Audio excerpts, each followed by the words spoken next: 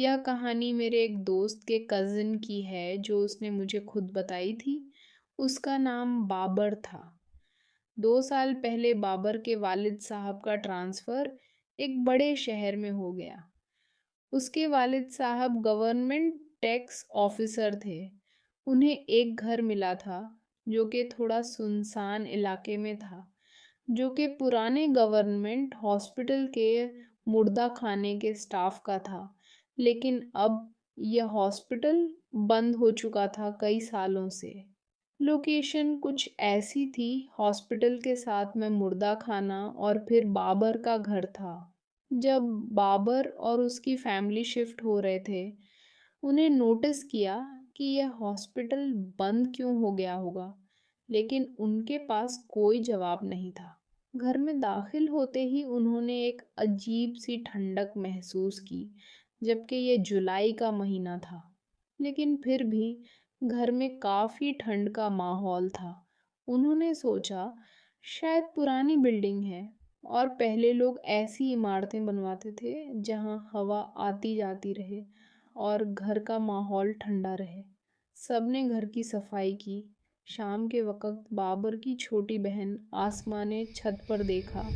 कुछ आवाज़ आ रही थी। आसमां जैसे ही छत पर गई, वहाँ कुछ नहीं था। आसमां ये देखकर घबरा गई। आसमां ने जो आवाज़ सुनी थी, वो किसी इंसान के भाग जाने की थी। लायक अब कोई भी छत पर नहीं था। आसमां फ़ौरन नीचे भाग आई और सब घर वालों को बताया। किसी ने आसमां की बात नहीं मानी और कहाँ कोई बिल्ली होगी। बात खत्म हो गई। शाम के वक़्त सब घरवाले खाना खा के अपने-अपने कमरे में चले गए। घर में कुल 3 कमरे थे। एक में बाबर के मम्मी-पापा, दूसरे कमरे में उसकी बहनें और तीसरे कमरे में बाबर का बिस्तर था। वॉशरूम कॉमन था जो घर के बाहर साइड में था।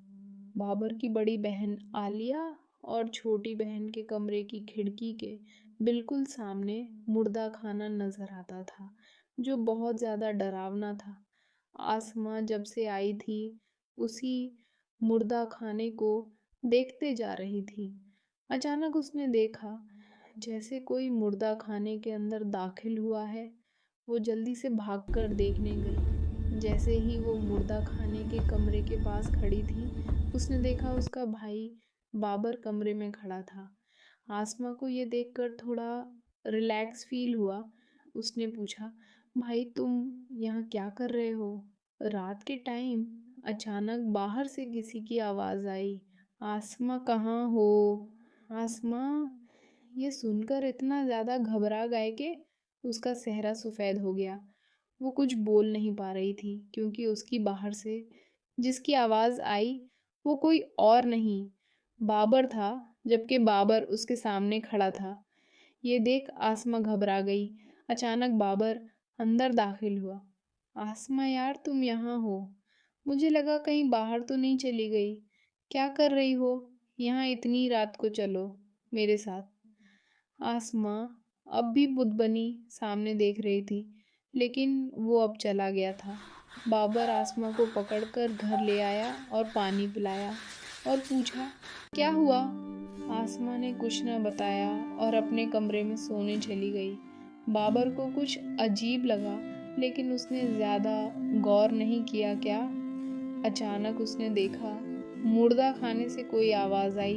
ये देखकर बाबर घबरा गया, क्योंकि बाबर ने खुद मुर्दा खाने का दरवाज़ा बंद किया था और घर के सब लोग घर में थे। वो मुर्दा खाने की तरफ जाने लगा कि अचानक